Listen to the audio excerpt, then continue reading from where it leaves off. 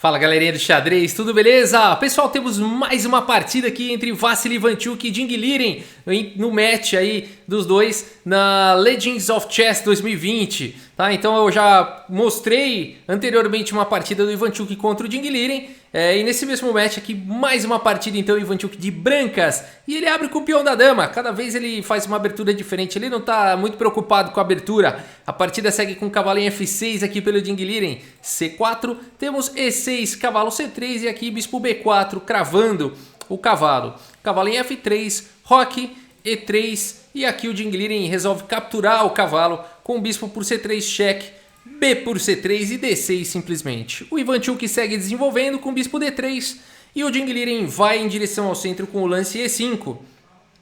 Esse lance aqui aparentemente entrega um peão, né? Então aqui a gente pode imaginar que as brancas, não foi lance jogado, mas as brancas poderiam querer ganhar um peão com D por E5, D por E5, cavalo por E5, mas as pretas têm bastante contra-jogo aqui, com dama D6, cavalo F3, torre D8, com excelente jogo aí, as pretas já deram roque, já estão colocando todas as peças em jogo aí pelo preço de um peão apenas, né? Então bispo por C2, por exemplo, dama por D1, bispo por D1, C5, com excelente jogo, as brancas teriam peões dobrados aqui, as peças das negras se soltam mais fácil, pelo preço de um peão vale a pena todo esse desenvolvimento. Mas o Ivanchuk não está pensando em ganhar peão, ele segue simplesmente com E4 abrindo linhas para o bispo de casas escuras. A partida continua com E por D4, C por D4 e agora a torre em E8, atacando o peão central. E o Ivanchuk é ele quem gosta de oferecer peões de presente. Portanto, aqui com o peão E4 atacado,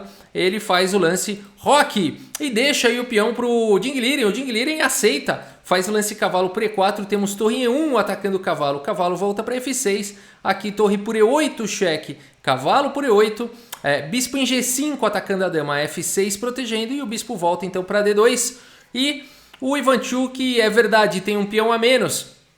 No entanto, o Ivanchuk tem o par de bispos, tem uma presença central poderosa e um desenvolvimento melhor. Olha aqui o desenvolvimento do Ding Liren está prejudicado. A partida continuou com cavalo D7 e dama C2, colocando pressão em H7, cavalo em F8 protegendo e torre em E1.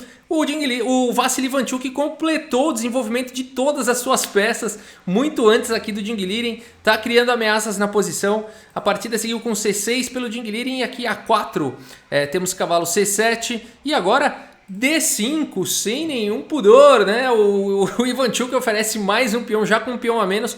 Oferece outro, o Ding Liren não aceita dessa vez e faz o lance C5, mas a ideia é a seguinte, quem é o detentor do par de bispos tem que abrir a posição, né? Essa é a lei aí que manda os manuais de xadrez, né? Então aqui, se por exemplo o Ding Liren tivesse aceitado esse presente com C por D5, depois de C por D5 e cavalo por D5, as brancas estariam ganhas com o lance dama em A2, colocando aqui um ataque sobre o cavalo e fica difícil de defender. Por exemplo, o bispo em E6 viria torre aqui por E6, cavalo por E6, dama por D5 e aqui, além de conseguir duas peças pela torre, existiria um ataque ainda muito forte aqui na casa de E6. Então, por exemplo, dama D7 protegendo, cavalo D4 intensificando o ataque, torre em E8 protegendo, a gente teria ainda bispo B5 atacando a dama e atacando a torre. Seria fantástico esse ataque. Mesmo que jogasse dama em E7, poderia seguir com bispo por E8, dama por E8, dama por E6 cheque. E depois de dama por E6, cavalo por E6, a gente teria aí um final vitorioso aí para o Ivanchuk, né? Então por isso que o Ivanchuk faz esse lance D5, ele quer mesmo atividade para suas peças. O Ding Liren vê, né, que vai ficar complicado e prefere jogar apenas C5. A partida seguiu com cavalo em H4, levando todas as peças aí para o ataque na ala do rei. Temos cavalo em A6 aqui pelo Ding Liren apostando na ala da dama, bispo em F5, cavalo B4 atacando a dama centraliza agora em E4 em segurança e bispo D7 aqui pelo Ding Liren. O Ivanchuk faz uma subida de torre maravilhosa agora com torre em E3 e o Ding Liren, não desconfiando de nada, aceita mais um presente aqui na ala da dama e faz o lance bispo por A4. Vamos contar? O Ding Liren já tem 7 peões aí, 2, 4, 6, 7 contra 5. Então o Ding Liren já tem 2 peões a mais. E será que o Ivanchuk tem alguma compensação? Tudo bem, essa subida de torre foi bonitinha e tal, mas será que vai dar tempo do Ivanchuk fazer algum ataque aqui nessa posição? Vamos ver, né? Vamos ver como é que segue aqui a partida. O Ivanchuk, ele faz aí um lance muito forte. Por incrível que pareça, as brancas já têm sequência de checkmate aqui nessa posição. Aqui, pessoal, vai uma regra muito importante. Se a gente contar quantas peças estão atacando na ala do rei, vamos contar 1, 2, 3, 4, 5 peças atacando na ala do rei e só, na verdade 4, né? Vamos dizer que o bispo, ele tá atuando na ala do rei também, né? Então acho que tá certa a contagem. Aqui são 5 peças atuando na ala do rei e quantas peças atuando na ala do rei aqui? No máximo 2 das negras, né? Então isso aqui já é um indicador que existe ataque. E o Ivanchuk, então, imediatamente faz o lance aqui, bispo por H7, cheque. O Ding Liren percebe alguma coisa aqui, percebe que cavalo por H7, por exemplo, não dá para ser jogado, porque aí viria mate em 2, com dama em E6, cheque. E aí tanto faz, rei F8 ou rei H8, o cavalo tá vindo para G6 da cheque mate, né? Por exemplo, aqui em F8, cavalo G6, cheque mate, né? Então o bispo por H7 é um excelente lance, o cavalo não pode capturar o bispo, e o Ding Liren segue aqui com o rei em F7. E agora o Ivanchuk faz mais um lance assustador, o melhor lance da posição, o lance cavalo em F5. O Ding Liren olha a posição, esse lance bloqueia a defesa do bispo e aqui o Ding Liren então captura o bispo. O que ele não contava era com o próximo lance aqui do Ivanchuk, que é o lance de arremate, cavalo por H6, cheque. E nessa posição, meus amigos, o Ding Liren abandona aí a partida. Que sequência aqui de sacrifícios aqui do Ivanchuk, né? É o que eu sempre falo, o Ivanchuk não conta peça, ele quer dar checkmate, né? Isso aqui é muito legal. E aqui abandonou porque não dá mais. Aqui se tomar o cavalo, tá vindo dama por H7 cheque e depois de rei F8, torre G3 com sequência de checkmate. Não dá para evitar a subida da torre lá para G8. Vejam que as negras não conseguem explorar a fileira do fundo e vejam como aquela história de contar a peça é importante. Essas peças aqui do Ding Liren não estão colaborando na defesa, não conseguem ajudar. A dama também não tem como evitar checkmate, né? Então aqui seria uma sequência muito bacana, por isso que depois de cavalo H6 aqui o Ding Liren abandonou. Bom, o que mais? Aqui ele não precisa capturar. Se ele jogasse rei em F8, aqui seguiria com dama por H7 da mesma maneira, G por H6, torre G3 da mesma forma, né? Então, sensacional aqui o sacrifício. A gente vai olhar mais algumas coisas. Vamos dar uma olhada primeiro no relatório aqui do chess.com e olha que maravilha. 99,1% de precisão aí para o Ivanchuk, 91,5% de precisão para o Ding Liren. Então aqui realmente o Ivanchuk jogou de forma impecável, cometeu uma imprecisão na partida toda, o Ding Liren errou um pouco mais, 2 imprecisões e uma gafe. Vamos dar uma olhada então onde é que o Ding Liren perdeu a mão. Bom, o Ding Liren perdeu a mão no lance bispo por A4, tá? Ele tirou a única peça que estava fazendo alguma coisa aqui, protegendo a casa de E6, protegendo a ala do rei de certa forma, desviou então o erro fatal aqui do Ding Liren foi jogar todas as peças na ala da dama, quando todas as peças estão atacando na ala do rei. Então esse foi o erro do Ding Liren, aí foi por isso que ele perdeu. Aqui ele poderia ter tentado jogar dama C7, seria uma possível continuação, apesar de que o Ivanchuk já está um pouco melhor aí. Depois de, por exemplo, o bispo por D7, dama por D7, cavalo aqui na quinta horizontal, né? Cavalo em F5, cavalo G6, por exemplo, dama G4 ameaçando ganhar a dama. Aqui poderia seguir com dama por A4 e aí H4 ameaçando H5.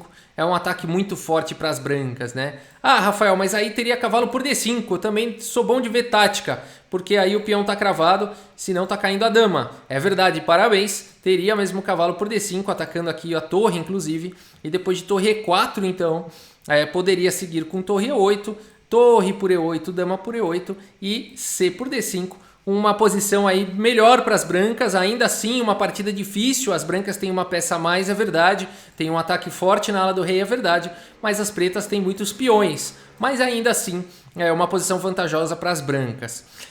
Então, bacana demais, né? Então o problema todo foi bispo por A4. Agora vamos olhar umas variantes, né? A gente viu aqui esse bispo por H7, que foi muito bonito. A gente não viu rei H8, vamos ver rei H8, o lance jogado foi rei F7, nós vimos cavalo por H7 que levaria checkmate depois de dama E6 seguido de cavalo G6, mas a gente não viu rei H8, vamos dar uma olhadinha. Aqui seguiria com cavalo G6, olha que bonito isso. não poderia jogar rei por H7 por conta de torre H3. Olha que fantástico. Rei aqui em G8, dama em E6 cheque. Maravilhoso, né? Cavalo por E6, D por E6 e não tem como evitar o checkmate aqui em H8. É ou não é maravilhoso isso tudo, né? D5 tanto faz, viria a torre H8 com checkmate. Bonito demais. E depois de cavalo G6, se não jogasse rei por H7 e jogasse cavalo por G6, poderia seguir simplesmente com bispo por G6 ameaçando sequência de checkmate, né? Então, por exemplo, o bispo D1 poderia seguir com dama em H4 cheque, bispo H5 apenas postergando, dama por H5 rei G8, dama H7 rei F8 e dama H8 checkmate. Ou seja, não tem jeito, bispo H7 aqui nessa posição.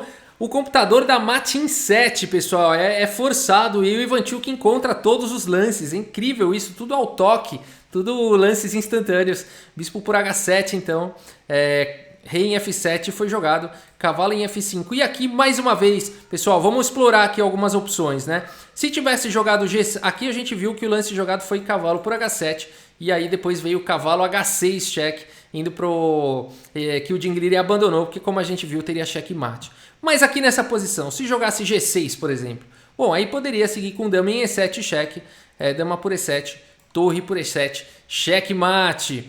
Bom, não é possível, tem que ter algum lance aqui, vamos ver, vamos fazer então dama em E8, propondo aqui a troca de todas as peças. Bom, aí nesse caso D6 está desguarnecido, simplesmente cavalo por D6 seria checkmate instantaneamente. Então não dá para ser feito esse lance também. Ah, Rafael, então vou devolver material aqui, vou jogar cavalo por D5.